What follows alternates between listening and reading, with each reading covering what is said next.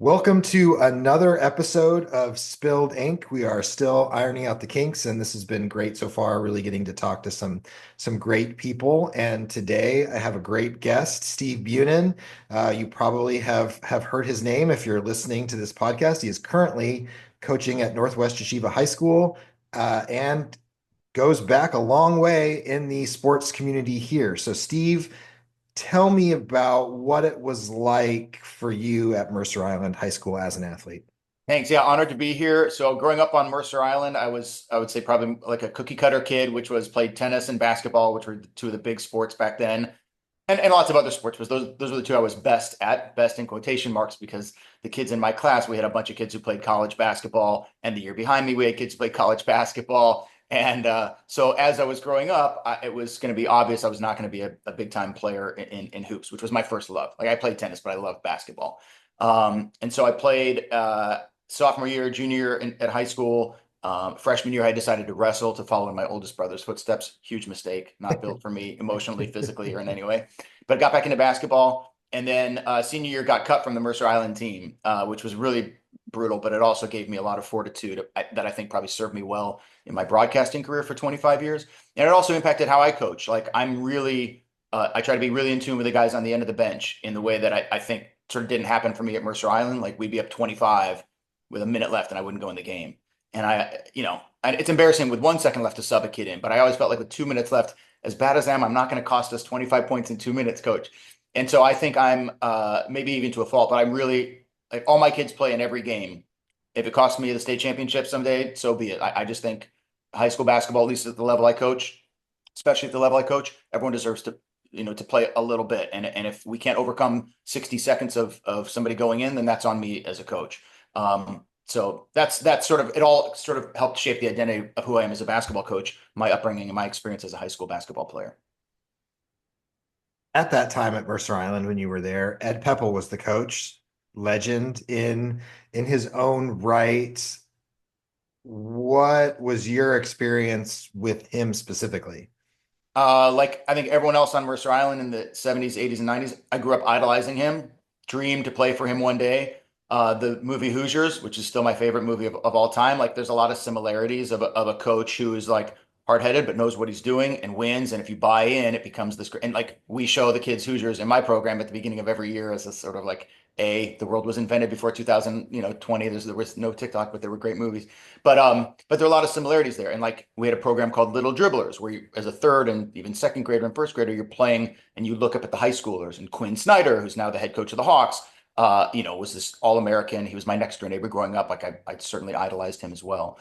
So it was a great experience all the way up until then my senior year when I had been a Mariners bat boy as a junior in high school, or that summer after sort of sophomore year into junior.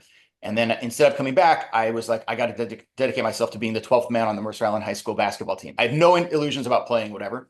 And so I didn't go back for a second year of that because I wanted to be at the summer camp that the team all had to be at, and I wanted to be part of the fundraising effort that the team had to be a part of. And I did all that, and I was, I think, a quintessential 12th man, like super teammate, great guy, always enthusiastic on the bench in practices, and just was limited physically and in other ways. About I just wasn't a great high school basketball player, at least at Mercer Island at that time, a top five state program perennially. And then I would say the relationship turned sour because of the last day of practice. He said, I remember he brought me onto the court and he said, you're not going to be on the team. I just don't have playing time for you.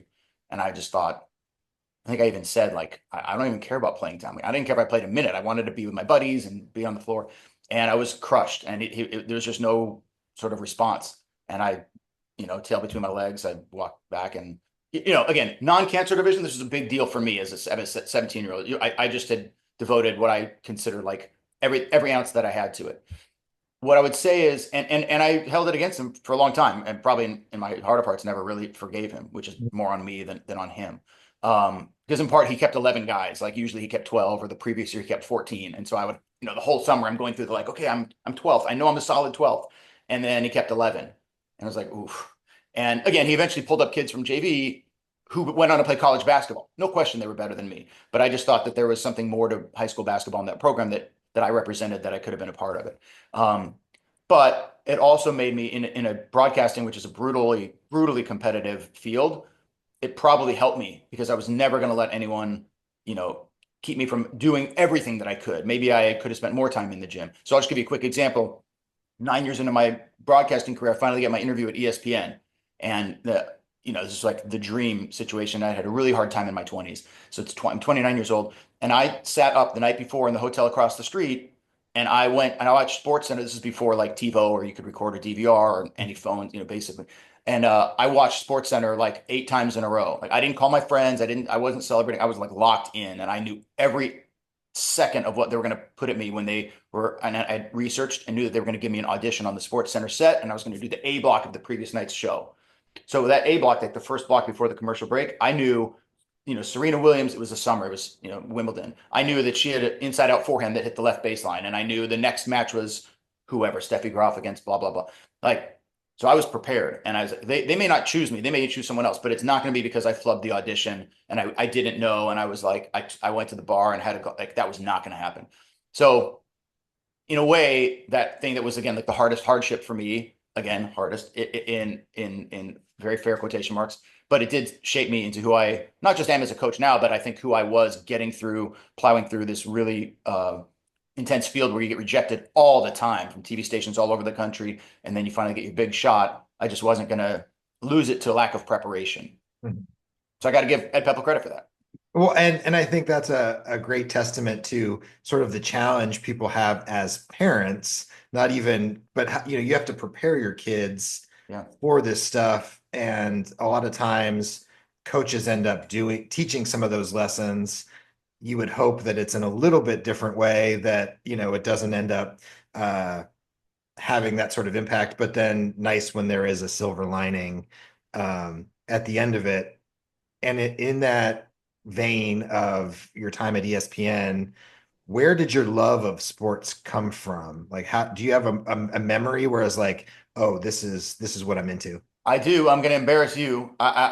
Maybe cut this later if you don't want to, but it was reading your dad's columns in the Seattle Times. I don't know if if people watching and listening know, but your dad was the number one sort of sports writer in Seattle for 30 years. And so I have three brothers, and three of us anyway, one doesn't care about sports, but the three of us would fight over the newspaper when we got home from school. It was an afternoon newspaper at the time, the Seattle Times, to read what was going on, but to read his column, to read what was.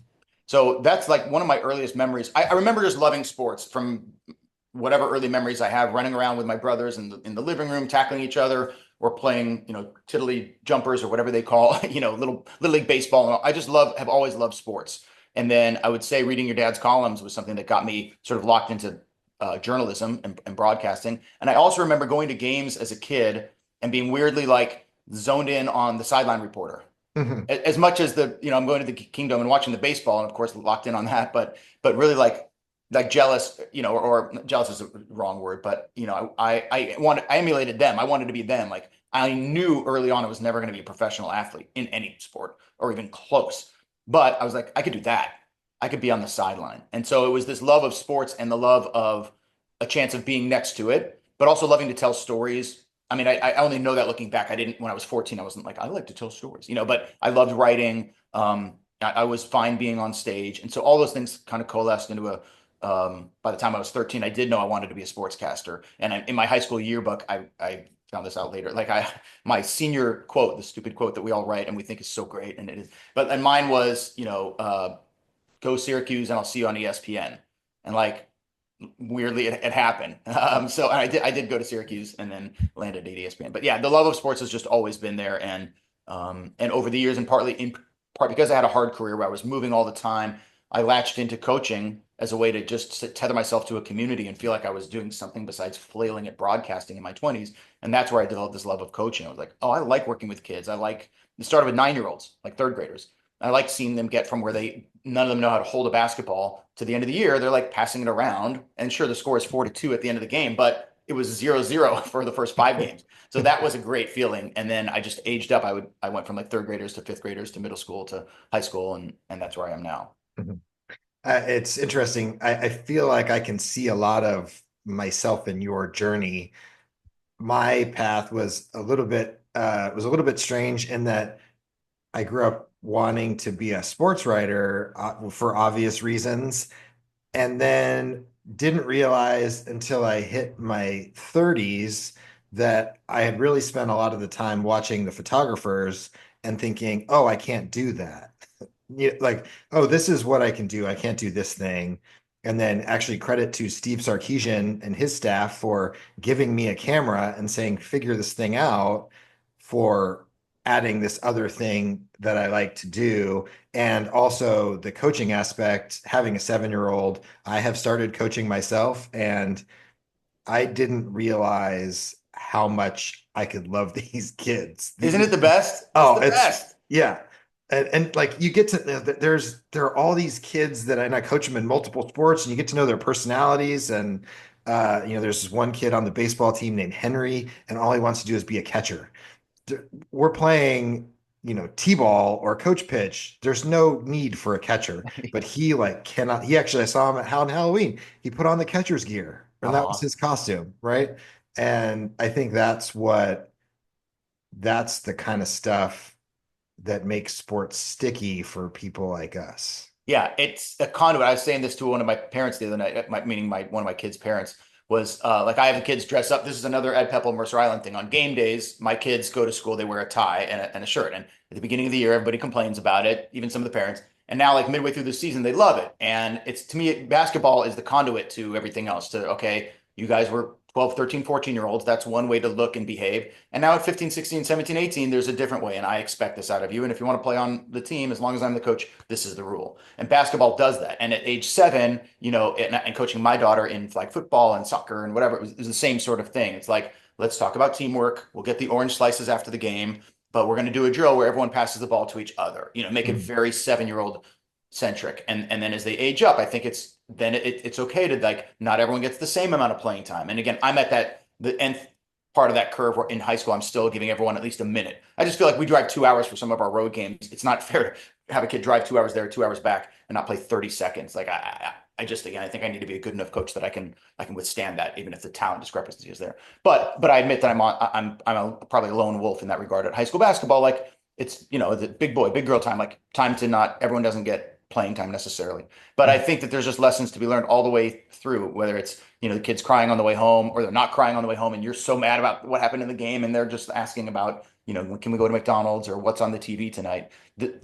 All of that is the joy of it. It's kind of like parenting. Someone said this recently, like the cool thing about being a parent, you don't know how cool it is until you become one. And I think the same thing about coaching. Like, I don't know how anyone could not love coaching. I know there's a ton of headaches that come with it, and certainly at bigger schools, coaches have to deal with it that I don't have to. Playing time and scholarships and my kid, and thank goodness I don't have to worry about that. But the joy of being on the practice with a van or the bus rides over, the games themselves, the locker room, I just, it's in my blood, and I hope I get to do it till the day I die.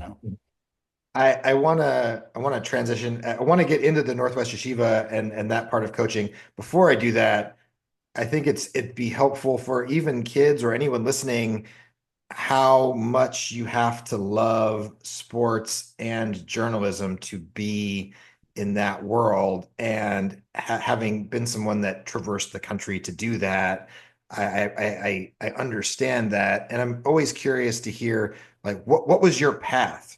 You went to some small places, got to the pinnacle, came home, and are now doing something totally different.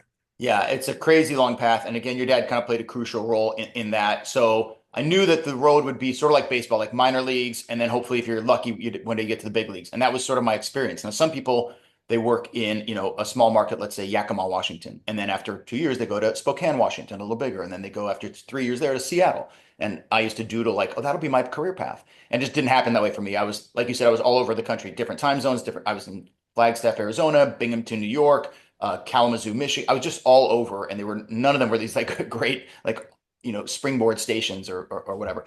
Um, but and so what you deal with then in terms of like what learn those lessons is like you're going to get a ton of rejection. You're not making any money. It's really hard. It's really fun when you're doing it, but everything else is really hard. And you have buddies who are making better money and maybe getting married, and you're in this vagabond sort of lifestyle. And eating, a lot of peanut butter and jelly and McDonald's, and it's hard. Even though you get to be on TV and all the fun stuff and get to be at all the games, but in those small markets, you're not covering the Big Ten championship. You're covering the Big Sky quarterfinals, right? So that's what I counsel kids who come to me and ask about broadcasting. Are you willing to move to Yuma, Arizona, and cover, 11-year-old weightlifting competition with the same excitement that you will when you're at the BCS or whatever national championship in football. So anyway, that was sort of my path in my 20s. I went to Syracuse, which was this great sportscasting pipeline, Bob Costas and Mike Tirico and Marv Albert and a million others. And now Noah Eagle for the younger crowds, right? And I wanted to follow in all those guys' footsteps, and sort of struggled in my 20s. Got my big break at ESPN, had a decade there, which was incredible, and was everything that I ever wanted. You're working with it's like NASA. You're working with the best of the best directors, the best writers, the best, photographers, editors, everything. I remember we did a story on, it was maybe the 20th or 25th anniversary of the LA riots, and Darryl Strawberry, a former baseball player, had sort of had some, I don't know, high profile role within the sports world of the Rodney King 1991 riots or 92. So we just like, can we get that video? And it was like done. We're like, impossible. But at ESPN, that happens. And that and a million other examples of just being at the sort of epicenter of the sports world and breaking news. And sometimes you're the guy who's delivering the news about LeBron James or whatever. It was great. It was an incredible privilege and joy. And then you sort of take that if you can and take it and try to get to a sort of a big market where you can be a bigger fish in a little smaller pond. So I tried that. We went to Houston, my family and I, and it didn't work out there. The network went bankrupt after 2 years. And now I'm like back starting all over again. Eventually, after a couple of years doing radio, got back into TV in Seattle, and it came full circle. And I was there for 6 years and then didn't get renewed. I got a contract that didn't get renewed. Like we had a change in management.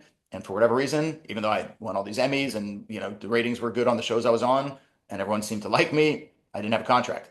So then it was like, okay, I've been doing this for 25 years. I have all this expertise and I love coaching.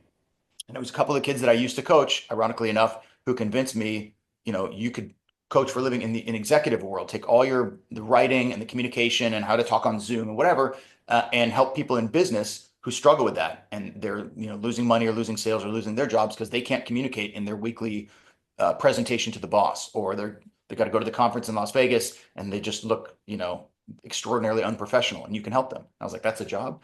And so it was again full circle, where these kids that I had coached 20 years ago in high school basketball that are now 35 or whatever with kids of their own, encouraging me to make this big shift. And so that's how I got to be doing executive coaching, which allows me to create my own schedule, which helps in two ways. One, being free at night so I can, coach practices and drive to 2 hours away to road games. And two, in my world, it sort of dies down a little bit in executive coaching in November, December, January, February, as people's budgets are used up or whatever. And that's when the basketball season is. So if I coached high school baseball, it'd be much tougher for me to be able to be 100% attendance and all that. And my goal is that I can make it work with my executive coaching. And so far, knock on wood, that it has, where that I can do Zoom stuff and sort of otherwise taper down how much traveling all over the country I'm doing during November to March 9th, whenever the state championship is, and then sort of ramp that up through the rest of the year and get to really be there with the boys, because that's where my heart is during the winter. Mhm. That's the thing I think people don't realize about jobs in the media. Everybody's like, oh, I wish I had your job. I could do it so well. It'd be so great. And they don't realize how much time it takes, and the weird hours and the weekends and the 24/7, no days off. And I think one thing that I have come to appreciate in now trying to do some of this stuff is that I work for myself. I'm trying to build something for myself that is for my community. I say that like it's for my community, something I enjoy, and I don't necessarily want to be on someone else's clock.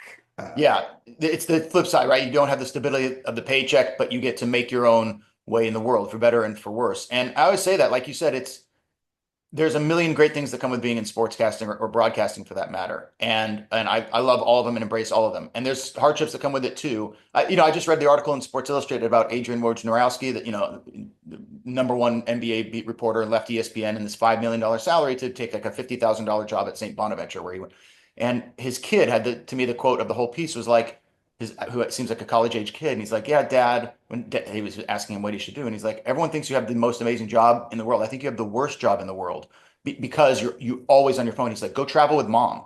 And I think, like, I thought of that, and it just helps people understand, like, yes, it's an incredible job, but Adrian Wojnarowski had no time off ever. 4 a.m. Tuesday, it doesn't matter. Now, I didn't have that life, but yeah, I gave up Thanksgiving for 7 straight years, and birthdays and holidays, because when you're at ESPN and you have a chance to do NFL Live, and there are 8 anchors like ahead of you on the ladder, And then they're all gone, and it was Christmas Eve. Now I happen to not celebrate Christmas, but whatever, like Christmas Eve, New Year's Eve, and they say you could do that show. You kind of can't say no. It's Mhm. Christmas Yeah. or New Year's or whatever your thing is. Got other than a life changing situation, my daughter is being born or something. Otherwise, you kind of got to say yes. And that's now again, you're on NFL Live and people at home watching, and I have buddies that are super happy for me, and I'm super happy, and I'm pinching myself on the. I'm like, this is incredible. I'm hosting NFL Live, and if I'd had four kids and I'd celebrated Christmas, it would have been a sacrifice at the same time. So that's it definitely takes a lot out of you. And because it's so competitive, again, for some people, it's not. They start working at the Seattle Times and they're there for 30 years. For me, it wasn't like that. It was making, 13 grand a year to making 17 grand a year to moving across the country. You don't know anyone. You get fired after 2 months, you move back. Like it was really hard. I just had a North Star that I wanted to get as high as I could, whether it ended up at ESPN or not. I just had this goal that I wanted to prove to myself that I could make it. And then, luckily I did. And I'll tell you one more thing. I had a coach named Omar Parker, who coaches now at Liberty High School in the Seattle area, basketball coach as a sophomore. So he came to my high school graduation, and this is at the Seattle Arena. So 3,000 people are there, and I was chosen by my fellow students as be the commencement speaker not because I was a valedictorian, but because I was decent on microphone. Mhm. So I finished the speech, had a couple of funny jokes. I thought it went well, and I remember him coming up to me after it was and again he never played me. Like I don't know why I loved him, but he never played me. But he still is this huge force in my life, and he said like that can be your thing, meaning like because he knew I wanted to be a broadcaster, and he said something to the effect of like, "That's you, Mhm. that's your spot." And I was like, and I think that infused me with such energy, and maybe even just saying it to you now for the first time, I'm putting it all together that that's what I want to be for my kids. Is like when they graduate, I want to give, tell them something that will resonate with them 30 years later. I've told the boys like my goal is that most of you invite me to your wedding someday. And it's not whether we win a state championship or go 12-8 or 8-12. I want to win every game. I would love to win 1,000 state titles, but it's really not about that. It's, do you call me coach in 20 years? Or do you at least call me in 20 Yeah. years? I mean, and I love hearing you say that because I think that in some ways that's how we have started to connect. Obviously, you knew my dad. We didn't know each other very well. And I feel like I'm bumping into you all the time because we have sort of ended up at Northwest Yeshiva together. Yeah. I am not Jewish, but I have, obviously I have a lot of connections in the Jewish community. My wife is Jewish. Um, and it is it is a special community.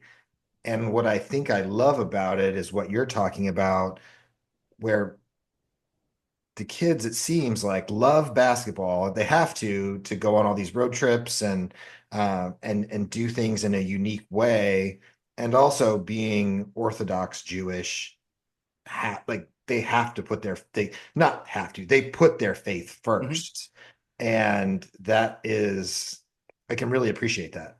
Yeah, it's a different world than I grew up in. I'm Jewish, but I didn't grow up observant or Orthodox in any way. And so these kids, and for people who are watching or listening, what are you talking about? Like they wear the yarmulke, the head covering, they keep kosher, so they have restrictions. We can't just go and stop and get a hot dog at 7-Eleven or whatever. They have different restrictions on what they can do, and it just makes for there's just challenges for them. So and we don't play on Friday nights or Saturday. That's the Jewish Sabbath, whereas for like Christians, it's Sunday is the Sabbath, right? So while other teams are playing on Friday nights, at Friday night at sundown, we can't play until Saturday night at sundown. So that just affects the scheduling in a lot of different things.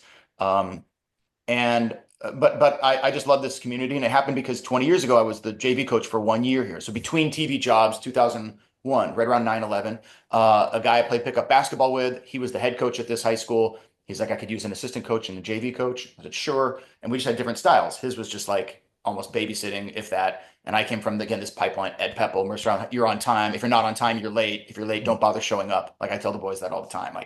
Uh, so I got there and I just wasn't ready for that. And I said, look, I'm not going to give my time, not that I was anything, I was a 27-year-old kid, but like, I'm not going to give my time to all this coaching if we can't really, the kids are going to be tying their shoes 5 minutes into practice. That's just not how I roll. So he said, great, kind of handed me the keys to the program. And so I sort of took over, and the kids, really grew to love it. And one of the kids, unfortunately, had a tragic story. His name is Ari, and he had brain cancer. He was diagnosed with brain cancer like a month into the season. So I was, again, between jobs. I was a barista in the morning and doing odd jobs, and then was coaching the kids in the afternoon. I got really close to this kid and all of his buddies as they're watching their 15-year-old best friend go through cancer. It was a terrible experience, and I wish it didn't happen, but it did happen, and I was there and had this front row seat to it, and it just changed my life. And it also made me appreciate kids who sacrifice on Friday night and Saturday. They're not watching the Husky football game. Like they put their cell phones down. They're not watching TV, and it's a huge sacrifice. And I was like, are you guys crazy? But then you start to see, oh, when you do that, you're not just detoxing from the cell phone world and you're playing cards. It's like having it's kind of like a power outage. Like you start talking to people again. You have, if it's adults, a glass of wine, long lunches, long dinners. And I grew to love all of that about it and the community that then that brings with it, right? So everyone is in this boat every weekend of the year. They're all going through this. And it became sort of the way that we live our life now. Eventually wife and I, we met at that time, and we live the same sort of lifestyle, and we're not the most strict in the world, but it does come with a lot of sacrifices. And I love what these kids represent. I love representing them. So I don't wear yarmulke like throughout the day. My bald spot sort of shows it, but during the games I do. Like it's Yeah. important to me. The school doesn't require it, but it's important to me because I'm representing the school and their characteristics and traits. And it's important for me to help show that kind of leadership that the boys can emulate. So it's a really special place to coach. A smaller, division suits me and my, I think, ability levels as a coach. And being in this community and living in this community where I do with a lot of these kids and their parents and families, it also suits me really well. And it's, we just have a different type of bond than I think a lot of athletes and their coaches in high school do. Yeah, I think it's really interesting. I was, we were both at the Northwest Yeshiva 50th anniversary gala, and then I was thinking about, inviting you onto the show, and part of what I was thinking about is how would I have been able to live my life as a sports fan if you take Friday and Saturday Yeah. out of the mix? And my initial reaction was like, I couldn't do that. While also having huge respect for the people who do, and having conversations about what that actually means. And it sounds really hard in this modern world to take all of the modern conveniences away and just be together. Yeah. And that also is refreshing, and it has made me think, how do I want to incorporate that into my life? Because it's just such a great way to connect with people. It's hard. And I remember when I first started being in this world, and I'd be, sitting there on a Saturday afternoon at Ari's house, and there's, 30 kids there, in part because he was sick, but also because they were a very social family. And I just think, don't you guys want to watch the Husky game? And it's like, they did, but it just wasn't on the table. It just wasn't on their radar. And it took a while, but for me, I eventually came around to also appreciate, as you were talking about, like the benefits that come with that. And it is hard. And I've told a lot of, kids who are in this world, this sort of modern Orthodox or Jewish, world where they're more observant, who want to get on Sports Center. And I say, realistically, that's going to be extraordinary. I never say it's impossible, but it's extraordinarily hard to happen. Like I was there, I never in 9 years there could dictate that I'm never going to work a Friday night or a Saturday on the Sabbath. And Mhm. and I said, and it's okay to make that decision and say, well, then that dream is not for me because this is more important. Great. Like, you do you. For me, I wasn't at that level. I'm not at that level where I was going to absolutely refuse a dream job for an observance that I just wasn't as attached to. Mhm. But in terms of like, yeah, high school sports happen on Friday nights primarily, not at Mhm. our school, but around the country, Friday night football, like that's a thing. And college sports are primarily Saturday. And by the way, so are a handful of NFL games and stuff. So yeah, if you're trying to achieve in sports journalism the highest level, or Seattle Times, photographer, writer, editor, whatever, you got to be around on Friday nights and Saturdays. And then I got to a point in my career where I had enough juice to then say, okay, when we move to Houston, I'm not going to work Friday nights and Saturdays. I'll work Sunday to Thursday. Houston's also an NFL town, more than a college football town, and so that was big that I need to work on Sundays. So again, one of these things you're talking about, sacrificing like a normal weekend with your wife and daughter, but you do it if you want to put the Sabbath first, in my case, so at that time. And we did as a family. For us, that was a decision we made. Come back to Seattle, morning news anchor. I got to sort of have my cake and eat it too. So it was terrible schedule. You're up at 2 a.m. every day. You're going to sleep at 8 p.m. But you're done Friday at 11 a.m. and you got Saturday off and Sunday off. And other than massive breaking news, someone steals an airplane or whatever, otherwise you're basically off. Yeah. And so, but again, at 25, I couldn't do that. At Mhm. 45, I could do that. So anyway, so yeah, coming back to the discussion about like the kids, it's special then for a school that, by the way, had to sue the state, the WIAA, in order to not be forced to play a state tournament game on a Saturday, because you're not forcing the Adventists and the Christian schools to play on a Sunday. And they go, yeah. well, then you can't force us to play on a Saturday. I was like, oh. And so they sued and it came to a settlement at the last second, but the school kind of won because it's religious discrimination. So we'll play a game Friday afternoon before the Sabbath, play Saturday night, the latest game possible, but you can't force us to play unless you're going to force everyone else to play Sundays. And since you're not going to do that, you can't do that to us. So that's kind of our world. But we're happy. And the other schools, by the way, most of the schools in our league are also Adventist or Christian schools, religious schools, I should say. And not all, but most. They're super supportive. We're super supportive of them. Like everyone respects our, the fact that we're wearing yarmulkes on the court, the head coverings on the court. Nobody says a bad word. People aren't shouting in the stands, nor do our fans to anyone else. And that's one of the beautiful things about it that I feel like adults could learn as So well. as we wrap up here, I'm curious if you have any, what would be your advice to parents as their kids sort of start navigating this world of youth and high school sports with everything that you've experienced, you know, from a getting to work with these kids at Northwest Yeshiva who are so dedicated to school and religion and basketball and the commitment that it takes to become an anchor at ESPN and the fortitude to be able to get cut from your basketball team your senior year. And the lessons I think that you learn from your kids on a daily basis that can translate to, what parents will expect as their kids are growing. Yeah, it's a great question. I would say for starters, in terms of sports, even if the kids aren't that into sports, just expose them when they're in whatever age, kindergarten through third grade, try have them do different sports. Even if they already love soccer, have them try basketball and swimming and, whatever else you feel like is a potentially decent fit, gymnastic, anything, so that they just get a variety of experiences at that age and that it's fun and that the coach's job at that age, make sure that they coach. The goal is, I think, that the kid comes back next year and wants to play again. Mhm. That's the goal. The goal is not we're going to win our third grade little league championship. If it is, I don't want anything to do with that program or that coach. So that's like as a basic when they're right age 5 to whatever 10. Give them a taste of everything, see what they love, try to stay out of the way and just be the parent and not be the critical of the coach. Like that's one thing. And then as they get towards end of elementary school, middle school, maybe you got like we had this with our daughter. Okay, there's not enough time for 7 activities. You pick the ones that you like best, not what mommy and daddy like, pick the ones you like best and you start to gravitate and they can still change. So I think then you sort of start to narrow the focus a little bit. And if they get really good at something, then you talk about the investment it takes: money, time, commitment. If you have 3 other brothers and sisters, we can't just, shepherd you all over the Northwest taking you to, or if you can, great. And then as those lessons, I think, become between sports and like you said, pursuing a career, what I tell all my kids, if you have the privilege, try to do what you love. Not everyone has that opportunity and acknowledge that. I acknowledge that with kids I'm talking to.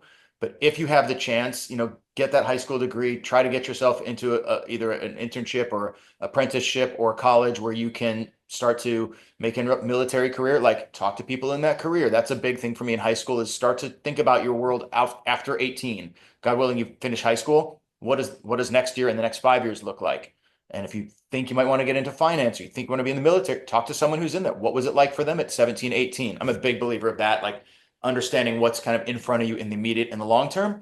And then if you're going to choose a career that is super hyper competitive, acting, singing, broadcasting, where there just aren't a million jobs coming out of college, try to talk to someone who's been in it and try to find out what that path is like and are you willing to make those sacrifices? And if you're not, that's totally great. You can love sports and want to watch every Seahawks game and Huskies game, but you don't necessarily want to live in Laredo, Texas, making $14,000 a year reporting on their little, pee-wee football games. If that sounds like a lot of fun for you at age 21, go for it. Understand the challenges that will come with it, but follow your heart, because then if you do give up on that dream, you can say, I did it. It was great. I did it for 4 years. I got to Austin, Texas, and I tapped out. But if you never follow it, there's always that longing. And I do have, friends or adults that I talk with that have this, I thought about it and I never did. And it's harder to get back at 40, 50, and 60 than it is at 21. So try to follow your dream for as long as you can.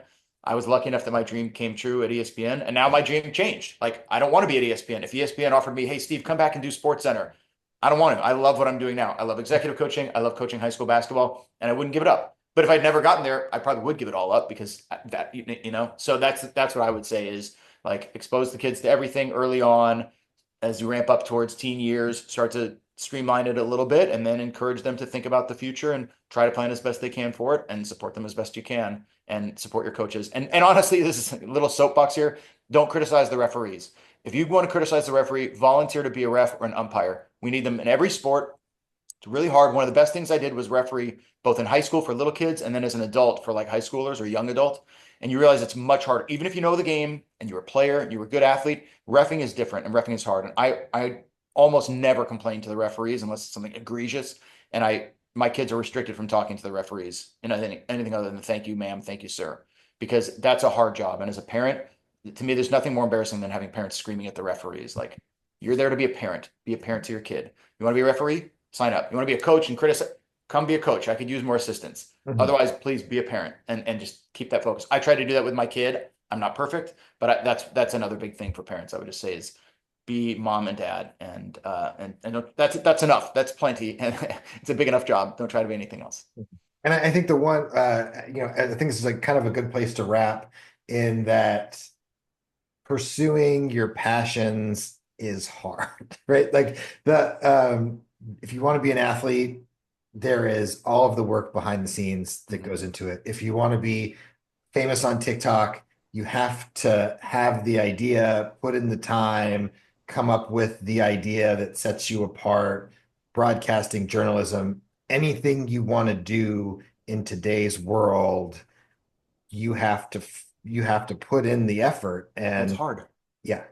Yeah, life is hard. Winning a state championship is hard. It doesn't come. I tell my boys, you think the other school isn't practicing 2 hours a day? You think that kid isn't working on his jump shot 2 hours a day? That was another thing I learned from Mercer Island High School. Taking it back is like some coach said, it might have been Ed Pepple, when in that ladder of who's better than you and who's not as good, the day that you're not working out, the kid behind you is.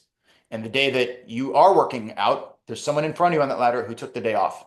And I thought Mhm. that about a lot in college when like my buddies were going out partying or whatever, and I was doing, radio broadcasts of zero significance.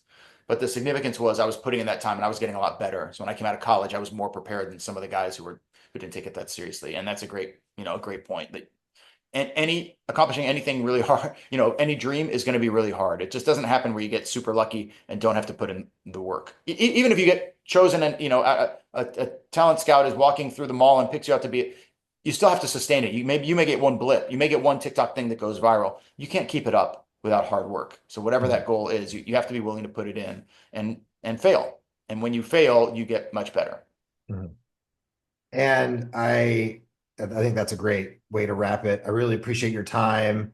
This was great. I love hearing more about your journey and what you're doing now, and I just so appreciate that. So thanks for spending the time today.